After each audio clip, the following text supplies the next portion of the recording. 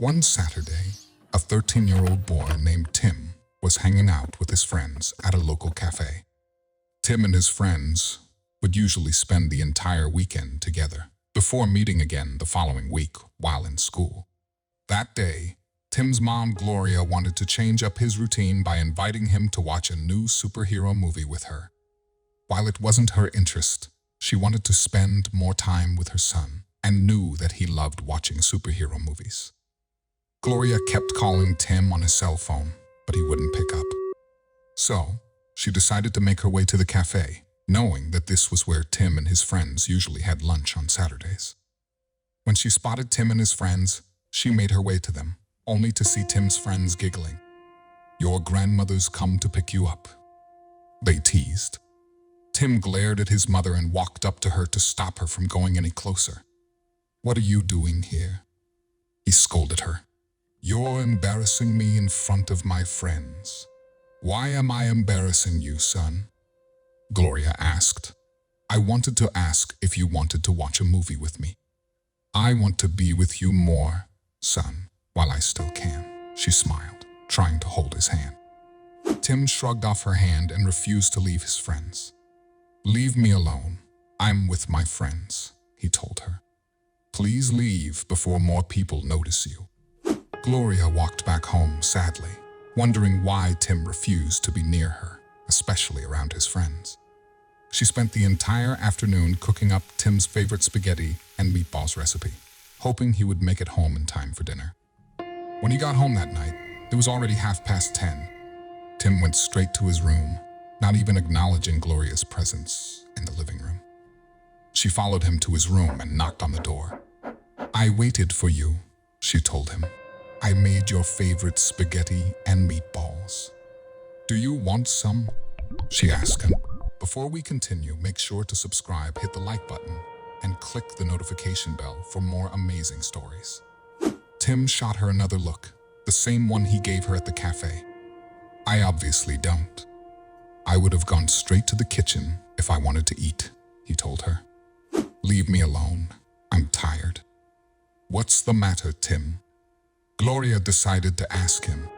"Why is it that you don't like being with me anymore? We used to be inseparable." "Please," Tim begged again. "Leave me alone. You won't like what happens next," he threatened. "What is it?" Gloria asked. "I'm worried about you, Tim. I barely know what's going on in your life," she said, trying to walk closer to him. "You're such an old, boring woman. Everyone thinks you're my grandmother. Why did you even give birth to me?" he said, irritated that Gloria kept pestering him. Gloria felt a pain in her chest after hearing Tim yell at her that way. Before she could respond, Tim grabbed his backpack and ran out the door. "Tim," Gloria called out. "Where are you going?" she said, following him down the stairs and out the front door. Tim rode on his bike and left the street. Gloria tried calling out and chasing after him, but he was too fast. Then she fainted in front of one of her neighbor's houses. When Tim gets home late that night, he sees a neighbor standing in front of their front door. "Where have you been, Timothy?" she yelled. "Your mom wanted so badly not to tell you, but I think you deserve to know the truth, especially after what you've been putting her through," his neighbor told him. "Why do you care? Did my old mother ask you to wait up for me because she couldn't wait to sleep? You are so ungrateful," the woman said, grabbing Tim by the collar. "You gave your mother a heart attack. I didn't ask her to give birth to me.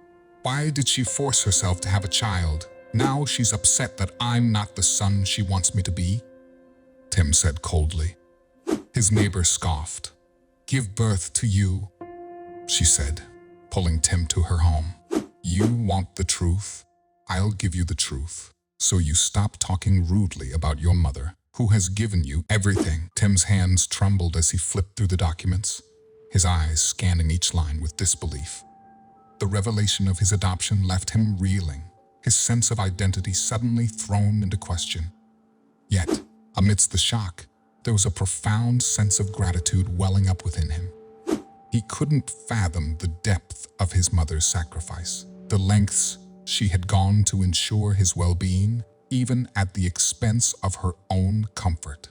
With a newfound appreciation for her unwavering love, Tim felt a surge of determination to repay her kindness in any way he could, knowing that their bond transcended bloodlines and legal documents.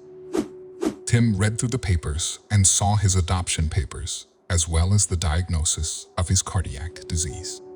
Gloria had put out a loan on her house to pay for his surgery and nursed him to life. Now do you have even an ounce of pity or gratitude for your poor mother? His neighbor asked. She's done everything for you, and you've been absolutely horrible to her. Tim could feel the tears streaming down his face. He felt awful for how he had been treating his mother, realizing that she always had his best interest at heart. As Tim stood there, the weight of the unknown future bearing down on him, he couldn't help but replay memories of his mother in his mind, like a slideshow. The warmth of her smile, the sound of her laughter, each memory a bittersweet reminder of the love they shared.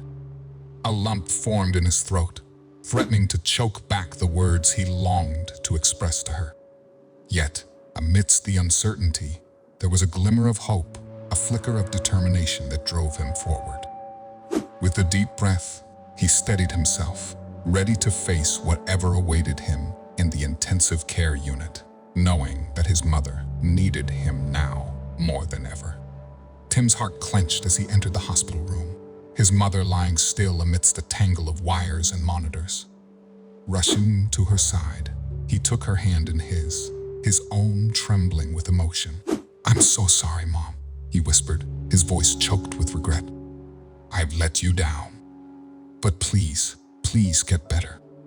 I promise, from now on, we'll make up for lost time. We'll spend every moment together that we can." His words hung heavy in the air, punctuated by the steady rhythm of her heartbeat, a reminder of the fragility of life and the depth of his love. During those 2 months, Tim never left Gloria's side, offering unwavering support and encouragement. Together, they embarked on a journey towards better health, forging an unbreakable bond through shared determination.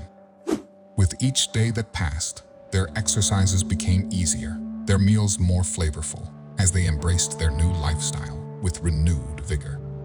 And as Gloria's laughter echoed through their home once more, Tim knew that their love and commitment had conquered even the darkest of times. Thanks for tuning in to Spread Channel. Until next time, keep your imagination soaring.